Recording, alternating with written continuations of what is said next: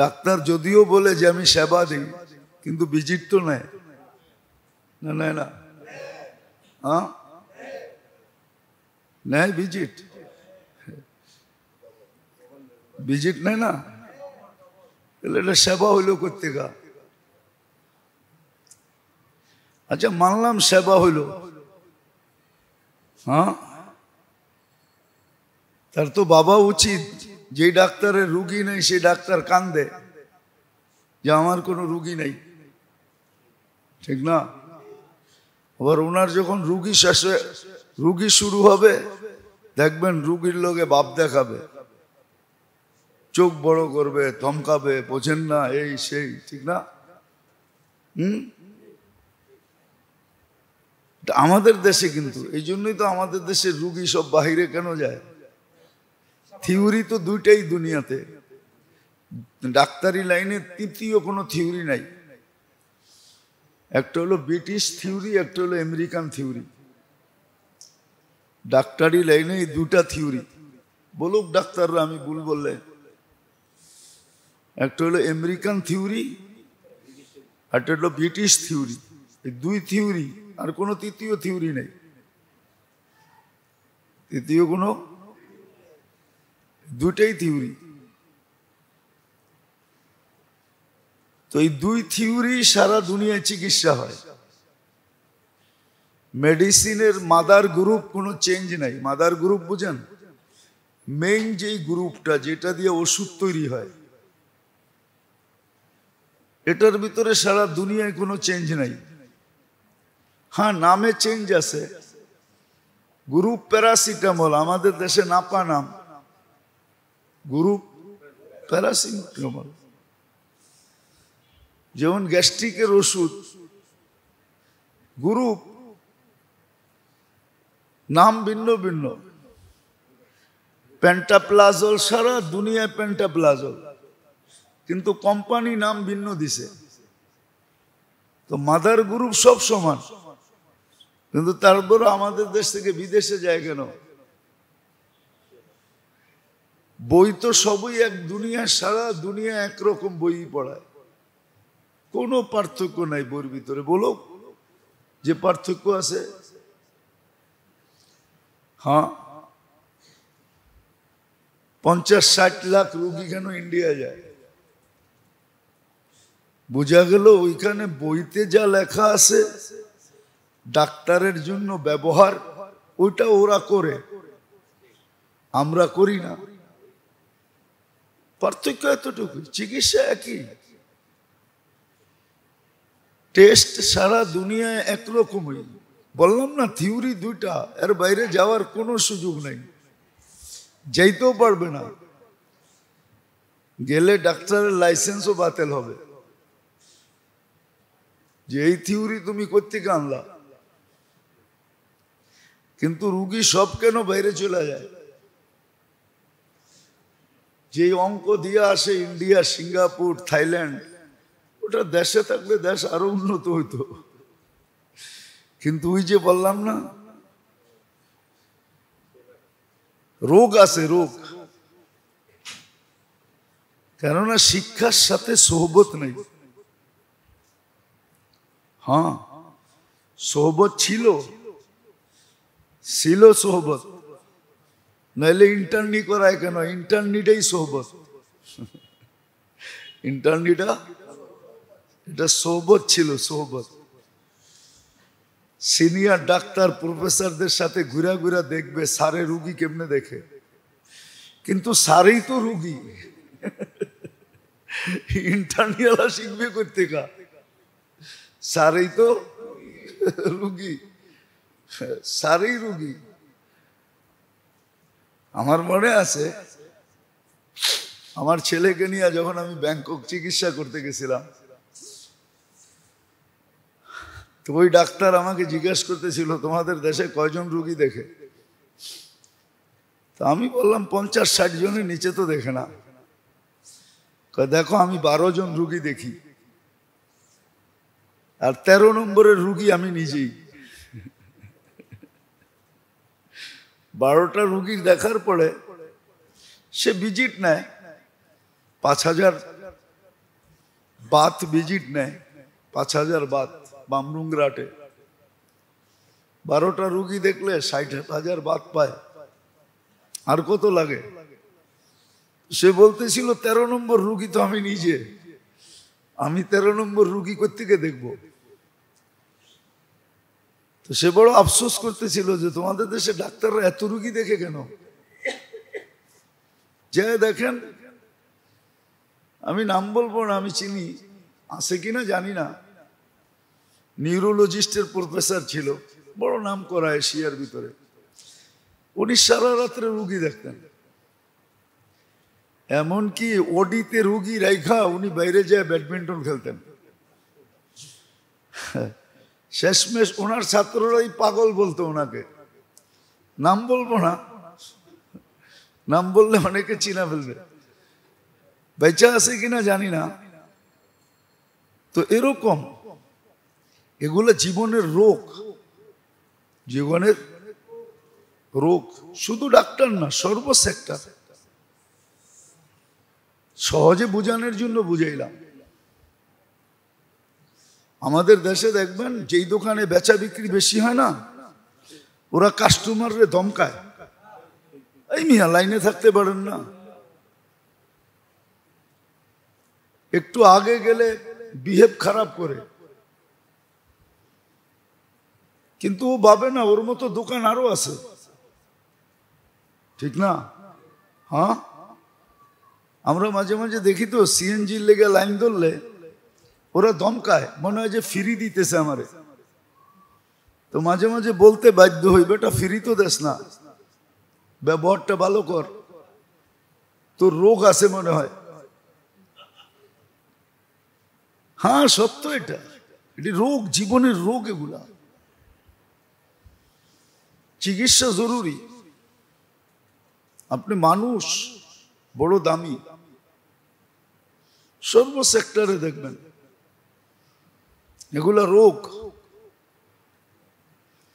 এটা আমার ভিতরেও আছে, সবার ভিতরেই আছে, কিন্তু চিকিৎসা হওয়া চাই। কেননা শরীরের রোগ নিয়ে যত সচেতন আমরা, জীবনের রোগ নিয়ে এত সচেতন না। সচেতন না, সচেতন আমরা না। রিক্সাওয়ালাও দেখবেন মাঝে মাঝে আপনাকে ধমকাবে, অথচ রিক্সা চালায় খায়, ওর রুটি রুজি এটার ভিতরে। এই জন্য এটা রোগ। নবীকে আল্লাহ নিজেই বলছেন, লাউ কুনতা ফাদ্দান গালিদাল কলবি, আপনার ভিতরে আমি দুনিয়ার সমস্ত আকর্ষণ, সৃষ্টির ভিতরে এমন আকর্ষণ নাই যে আকর্ষণ আপনার ভিতরে না দিছি। আপনাকে আমি আকর্ষিত বানাইছি, যে আপনাকে দেখবে আকর্ষিত হবে। কিন্তু তারপরও শিক্ষা দিছে, লাউ কুনতা ফাদ্দান গালিদাল কলবি লানফাদ্দু মিন হাওলিক। আপনিও যদি একটু কঠিন হন, মানুষ আপনার কাছ থেকে দূরে সরে যাবে। এই জন্য মুসা আলাইহিস সালাম বড় জালালি ছিলেন, আর হবেন না কেন?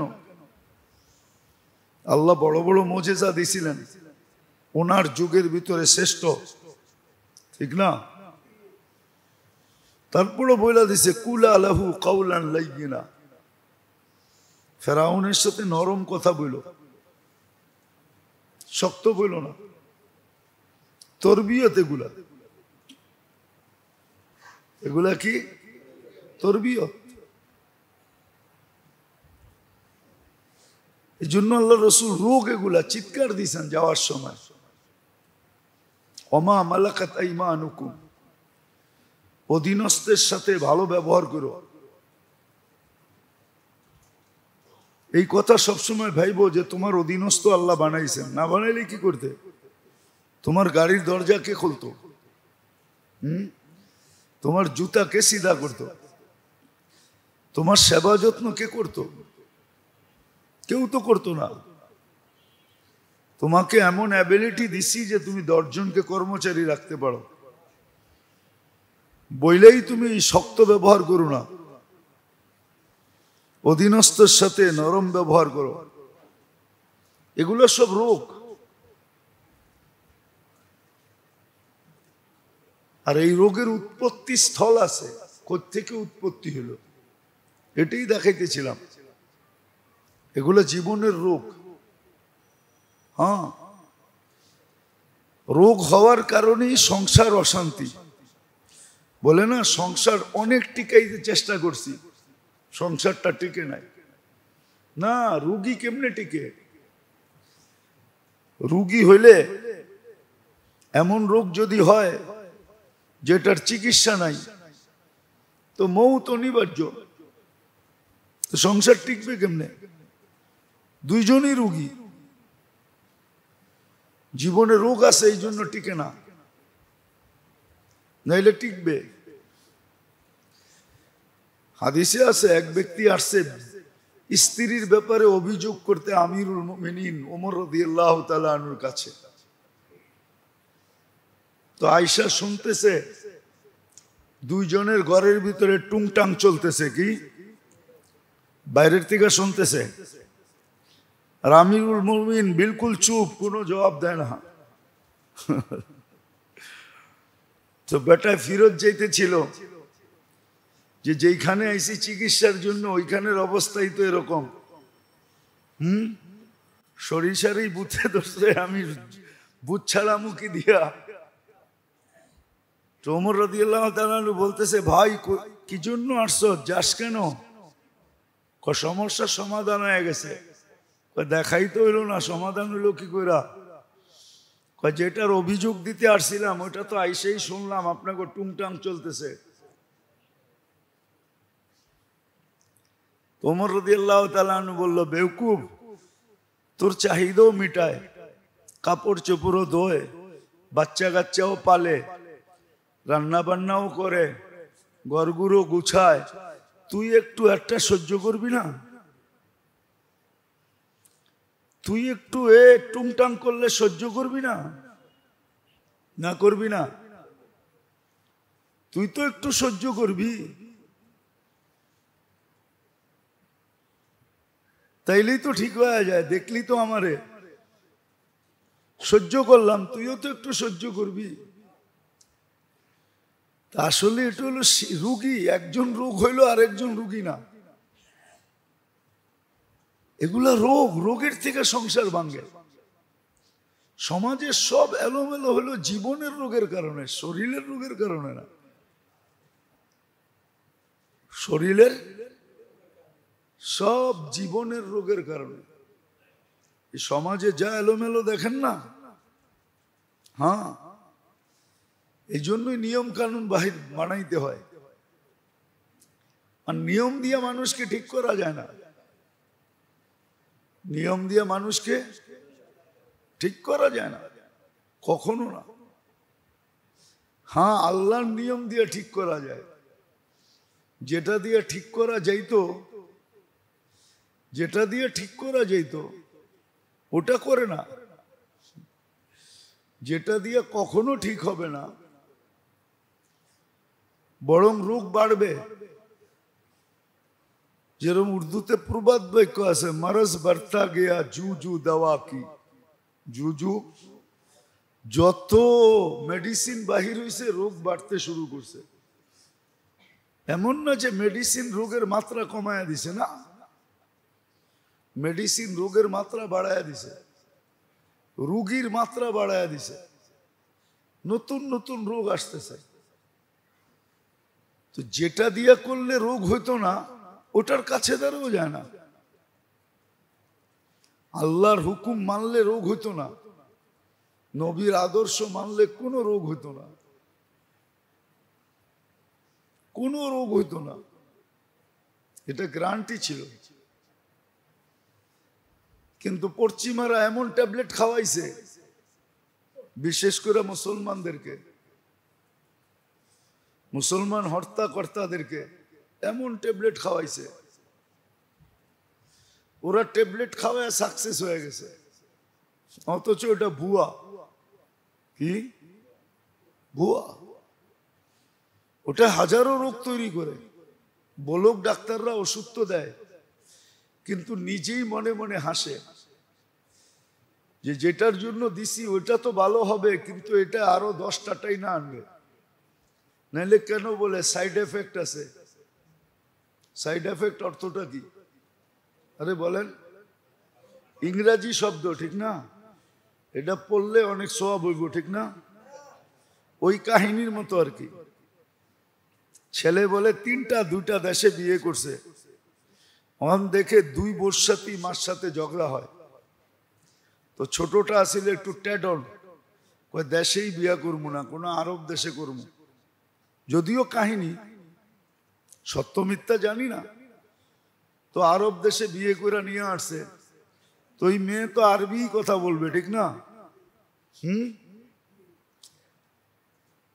তো মার তো স্বভাব বউগুর লোকে কি করা, হ্যাঁ ক্যাচাল করা ঠিক না? এটার লোকও করে। তো এটা ধুমাইয়া আরবিতে গালি দেয়, আর মা বলে হাত বান্ধা খাড়ায় থাকে। তো সবাই জিজ্ঞাসা করছে এটার সাথে হাত বান্ধা খাড়ায় থাকো কেন? কয় ছোটটা এত ভালো, যত গালি দিই না কেন ও আমার খালি কোরআন শরীফ শোনায়।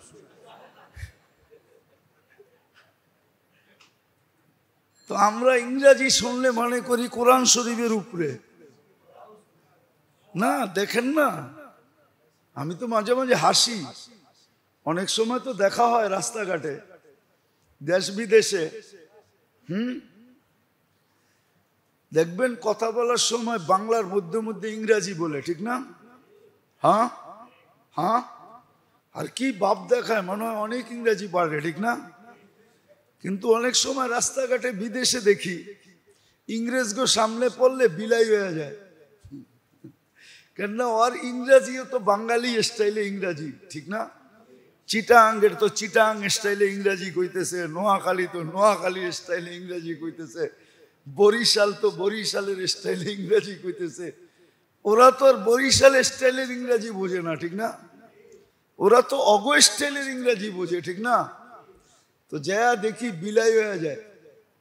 দেশে বাপ কত, অমুক সমুক তমুক, কিন্তু ইংরাজি বয়ান দিলে 2 মিনিট করে না মুফতি সাহেব চলবো না, বাংলাই কই তর্জমা করে দিব না।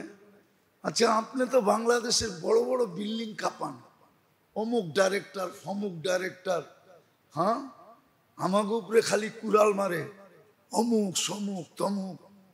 কিন্তু আমরা বিদেশ গেলে দেখি তো ওর চেয়ে ভালো ইংরেজি তো আমিই জানি।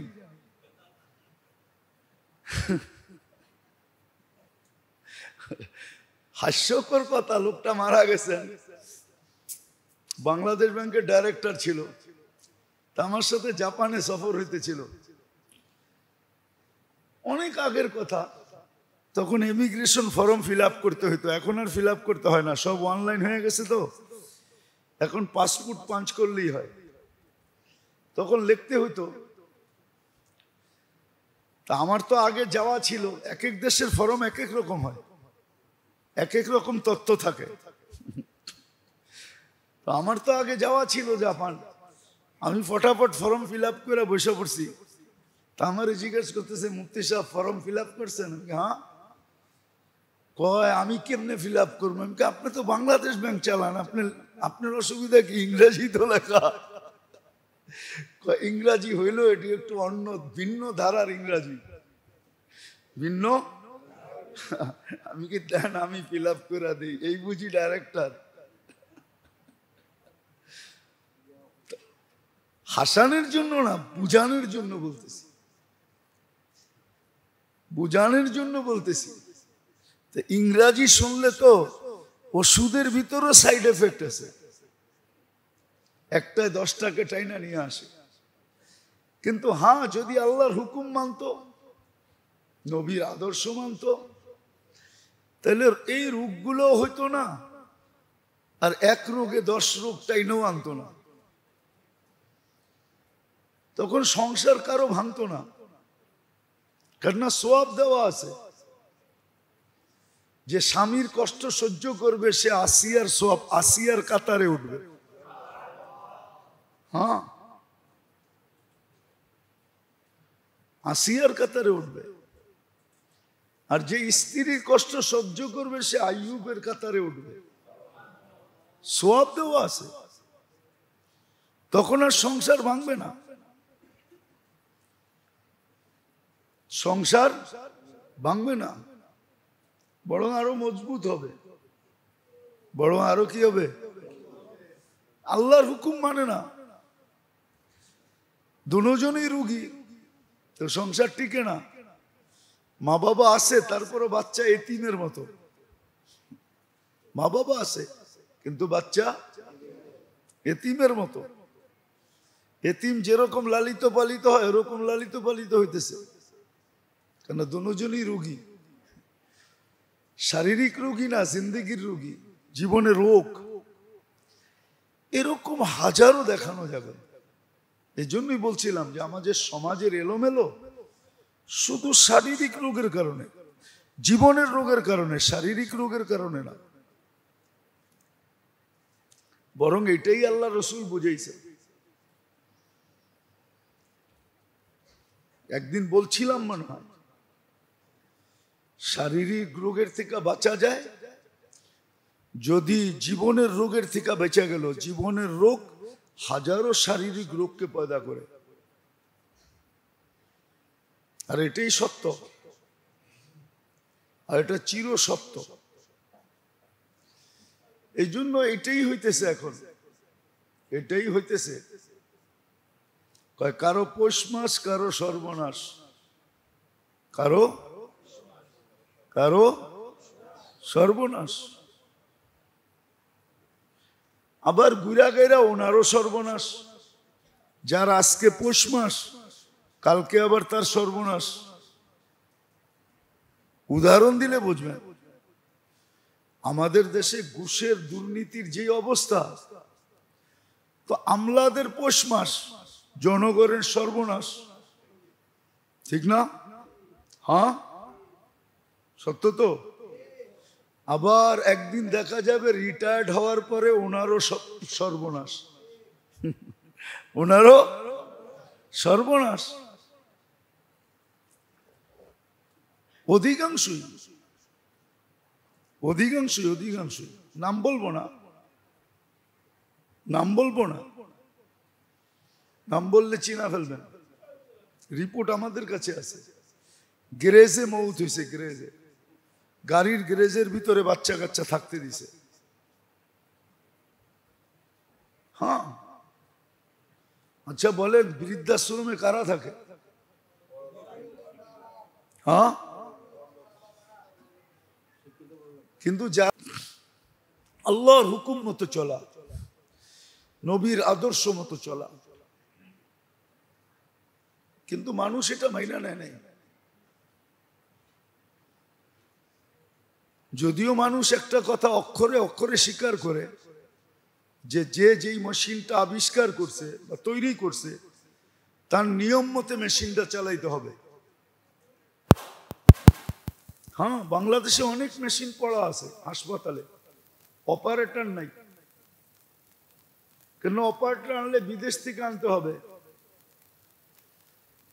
ডাক্তাররা বুঝবে, আপনারা বুঝবেন না। অনেক আগের কথা, আমার ছেলে যখন অসুস্থ ছিল, তো বাংলাদেশে একটা টেস্ট ছিল ফ্লো সাইটোমেট্রিক। তো এটা আমি ব্যাংকক থেকে করাইছি, ছেলেরে নিয়ে যায়। বাংলাদেশে ছিল সিএমএইচে, আরেকটা ছিল পিজি হাসপাতালে, কিন্তু ওই মেশিন পড়াই ছিল, কোনো অপারেটর ছিল না, চালানেওয়ালা ছিল না। আর সিএমএইচ একটা সিরিয়াল পাওয়া যেত না। কিন্তু আমার দরকার ছিল আর্লি ফ্লো সাইটোমেট্রিক, একটা টেস্ট আছে রক্তের, আমি এটা ব্যাংকক থেকে করাইছি। তো এটা যদি সত্য হয়, যে মেশিনটা যে আবিষ্কার করছে তার রীতিমালা নাইমা মাইনা ব্যবহার করতে হয়, তো এটাও তো কেউ অস্তিত্ব দিছে, এটাও তো কেউ অস্তিত্ব দিছে। তাইলে আপনি এই মেশিনটা, যেই মেশিনটায় সব মেশিনকে অস্তিত্ব দিল, মানুষ নামের মেশিনটাই তো দুনিয়াকে মেশিন দেখাইলো, ঠিক না? আমি না দেখাই, মানুষ নামের মেশিনটাই তো দুনিয়াকে মেশিন দেখাইলো। যত আধুনিক মেশিন দেখেন না, হাসপাতালের সামনে লেখা থাকে আধুনিক মেশিন, আর অত্যাধুনিক, আর আধুনিকও না, অত্যাধুনিক মেশিনারি দ্বারা সুসজ্জিত। শুধু অভিজ্ঞ না, বহুত অভিজ্ঞ ডাক্তার দ্বারা, ঠিক না? তাহলে যদি মেশিনগুলা অত্যাধুনিক, আবিষ্কারকের রীতিমালা মাইনা যদি চালাইতে হয়, তো এটাও তো মেশিন, এটাও তো কেউ অস্তিত্ব দিছে না, দেয় নাই? তাহলে তার রীতিমালা মানা ছাড়া কেমনে চলবেন? এই জন্য জীবনের রোগের থেকে বাঁচার জন্য সহজ কথা, যদিও আমি ঘুরে এগারায় বলতেছি, সহজ কথা এটাই। এই মেশিনটাকে যদি চালাইতে হয় মানুষ নামের, আর রোগ মুক্ত ভাবে যদি চালাইতে হয়, মনে হয় বলছিলাম আপনাদেরকে যে ইরানের ডাক্তার মদিনা মুনাওয়ারা এসে ক্লিনিক খুলছে, এই আশায় যে মুসলিম জগতের ক্যাপিটাল, রাজধানী হলো মদিনা মুনাওয়ারা, সারা দুনিয়ার রোগী পাওয়া যাবে, আমার ডাক্তারি সারা দুনিয়ায় ছড়ায়া যাবে। কিন্তু মদিনায় সপ্তাহ, মাস, বৎসরে রুগী পায় নাই। তো জিজ্ঞেস করছে রুগী নাই কেন, রোগ নাই কেন? বলছে তা বলতে পারবো না। বলছে তোমাদের খাওয়ার নিয়ম পদ্ধতি কি? কয় ক্ষুধা না লাগলে খাই না। আল্লাহ রসুল বলছে লা তাকুল হাত্তা তাজু, ক্ষুধা না লাগলে খায়ও না, ক্ষুধা না লাগলে খায়ও না, ক্ষুধা না লাগলে খায়ও না। ওয়াইদা আকালতা ফালা তাসবা, আর খাইবা যখন পেট বুড়া খাইবা না। পেট বুড়া, আমরা তো গলা বুড়োও খাই, ঠিক না? ডাক্তারদের কাছে সিস্টেম জিজ্ঞাসা করি, ডাক্তার সাহেব কোনো সিস্টেম আসছে কিনা, নতুন আরেকটা পেট লাগানো পাশে যায় কিনা, কেন প্রতিদিনই তো দাওয়াত থাকে, ঠিক না? খাইলে পেট বুড়া খাই না, পেট বুড়া খাই না। বলে তৃতীয়, আমাদের নবীজি শিক্ষা দিছে খাওয়ার আগে পানি দ্বারা এক ভাগ ভরা ফেলো, এক ভাগ খাওয়া দ্বারা এক ভাগ খালি রাখো। তো পানির দিকে তাকাইলে ওটা তো পানি, ঠিক না? খালির দিকে দেখলে ওটা তো খালি, তাহলে দুই ভাগই খালি হইলো, এক ভাগ খাওয়া। তো ক্লিনিক গুটাইতেছে আর গুটাইতেছে আর বলতেছে মা তারাকা লি ফি তিব্বি শাইআ, ডাক্তারি করার লিগা আমার জন্য কিছু রাখা যায় না, বিদায় ক্লিনিক এখানে চলবো না, ইরানি ভালো আছি, গোটা ক্লিনিক চল ইরান। তো গোটায় চলে গেছে। সত্য এটাই, আল্লাহর হুকুম মানলে, নবীর তরিকা মানলে জিন্দেগিতে রোগী হবে না, না শরীরে না জীবনে, শরীরও রোগী হবে না, রোগ হবে না, শরীরে রোগ হবে না, জিন্দেগিতে রোগ হবে না, দুটোটার থেকে মুক্ত থাকবে। আর না হইলে জিন্দেগিতে রোগ, তারপরে শরীরে রোগ, রোগী রোগী, রোগই রোগ, সারা জীবন রোগ নিয়া। আর যদি চিকিৎসা না হয় জিন্দেগির রোগের, এই জন্যই মনে হয় বলতেছিলাম যে আমাদের অভ্যাস নাই, ইস্তেগফারে অভ্যস্ত না। সহজ ডোজ দিছিলেন, অ্যান্টিবায়োটিক দিছিলেন যে ইস্তেগফারে অভ্যস্ত হও, ডেলি 200-400 বার ইস্তেগফার করো, সকালে বিকালে, না পারো এক বেলা লম্বা করো। হ্যাঁ, একবেলা, সকাল হোক বিকাল হোক, এবং অল্প পর্যন্ত দেখাইছেন। এর চেয়ে সুযোগ কি দিবে? আদম আলাইহিস ইসলামই তো বলছিলেন যে আমি একটা ভুল করতে দেরি, আমাকে জান্নাত থেকে বের করতে দেরি করেন নাই। কিন্তু উম্মতে মুহাম্মদীর সাথে আল্লাহর এমন ইয়ারি, এমন ইয়ারি, ইয়ারি বুঝেন তো, এমন দুস্তি, এমন ইয়ারি। আমরা তর্জমা মোহাব্বত দিয়ে করি, কিন্তু মোহাব্বত উর্দুতে আলাদা শব্দ, ইয়ারি আলাদা শব্দ। এমন ইয়ারি, এমন দোস্তি, এমন প্রেম, এমন প্রীতি, এমন ভালোবাসা, এমন স্নেহ, এমন মায়া, এমন মমতা। আর যদি গ্রাম্য শব্দ বলেন, আল্লাহর জন্য শোভনীয় না শব্দ, কিন্তু বুঝানোর জন্য বলতেছি, এমন পীড়িত, এক ভুল করতে দেরি জান্নাত থেকে বের করতে দেরি করেন নাই। কিন্তু আমাদের সাথে পীড়িত, সারাদিন গুনাহ করে, রাত্রে ডাইকা ডাইকা গুনাহ মাফ করে জান্নাত হাতে দিয়া দেন। কিন্তু আমরা অভ্যস্ত না, ইস্তেগফারে অভ্যস্ত না। এই জন্য উচিত মেরে দোস্ত, ইস্তেগফারে অভ্যস্ত হন, ইস্তেগফার করেন, যখনই সময় পান ইস্তেগফার করেন। জীবনের এক হাতিয়ার বানায় নেন। ইবাদত বন্দেগী যা করি আর না করি, ইস্তেগফারকে হাতিয়ার বানান। হ্যাঁ, হাতিয়ার বানায় নেন। সারা দিন ছোট ইস্তেগফার করেন, আপনি বড় করেন না। আস্তাগফিরুল্লাহ, আস্তাগফিরুল্লাহ, এতটুক পড়েন। পুরা পড়তে হবে না, শর্ট পড়েন, আস্তাগফিরুল্লাহ, শর্ট। অভ্যাস করে, করতে করতে করতে করতে যেদিন অভ্যাস হয়ে যাবে ওই দিন মজা পাবেন। না করলে খারাপ লাগবে। খিদা লাগলে যেরকম শরীরে খারাপ লাগে, ঠিক ইস্তেগফার না করলে খারাপ লাগবে। অভ্যাস করে।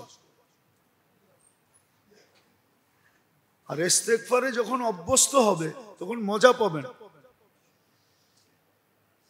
এক আধ্যাত্মিক মজা, এক অলৌকিক মজা।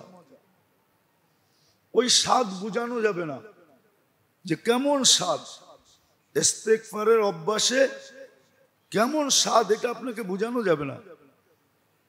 এই জন্য ইস্তেগফার করেন, তাইলে জিন্দেগির রোগের জন্য অ্যান্টিবায়োটিক হবে। আস্তে আস্তে আস্তে আস্তে রোগ সব বাহির হয়ে যাবে। তো শরীরে যেরকম রোগ হয়, জীবনেও তেমন রোগ হয়। বলতেছিলাম গত 2 জুমা ধরে যে প্রথম রোগ যেটা, সেটা হলো ইয়াকিনের রোগ হয়। আল্লাহর ওয়াদা ওয়াইদের উপরে যতটুকু বিশ্বাস করা দরকার, ওটার ভিতরে দুর্বলতা আসে, তখনই বলে আল্লাহ লাগে, ইল্লাহ লাগে। দ্বিতীয় রোগ হয় যেটা আমরা এখন 100% রোগী, গায়ের তরিকায় আসক্ত। আর এটার জন্য বলে আমাদের সমাজের লোকই বলে, সমাজে থাকলে কিছু সামাজিকতা মানতে হয়। সমাজে থাকলে সামাজিকতা মানতে হয়। সমাজে থাকলে কি করতে হয় বলেন না, বলেন না? হ্যাঁ, ওই সামাজিকতা আল্লাহ রসুলের তরিকার খেলাফ হইল, মানে এটা রোগের কারণে। সাহাবাদের রোগ ছিল না, এই জন্য চিৎকার দিয়া বলতে পারছে, আতরুকু সুন্নাতাল হাবিবি লিহাউলাইল হুমাকা। এই আহমকদের জন্য নবীর সুন্নত ছেড়ে দিব? কখনো না। প্রথমেই দেখায় দিয়ে গেছেন সামাজিকতা কিচ্ছু নাই, এটি সব মানুষ রচিত, মানুষের বানানো। হ্যাঁ কি? হ্যাঁ, হ্যাঁ, শ্বশুরে জামাইরে সিগারেট ধরায়া দিয়া বলতেছে আমরা ফ্রেন্ডলি। মদের বোতল খুলা দিয়া কইতেছে আমরা ফ্রেন্ডলি। বুঝেন, আমরা বন্ধুর মতো চলি। কি জুতা ওর কপালে। আর শব্দ বললাম না, আরো শব্দ আছে আমার কাছে বলার লেগা, আরো শব্দ আমার কাছে আছে। এই জন্যই তো এখন লাউড স্পিকার বাইরে খোলা আছে। এই জন্যই তো শাশুড়ি জামাইয়ের লোকে পরকিয়া করে ভাইগা যায়, নাইলে পত্রিকায় উঠে কেমনে? লজ্জা লাগে না? ফ্রেন্ডলি, উনি আধুনিক হয়েছে। সামাজিকতা মানে আমরা ফ্রেন্ডলি, মানে ইংরেজি একটা বইলা দিছে, মনে হয় যে একটা হাদিসে কুদসি বলছে আর কি।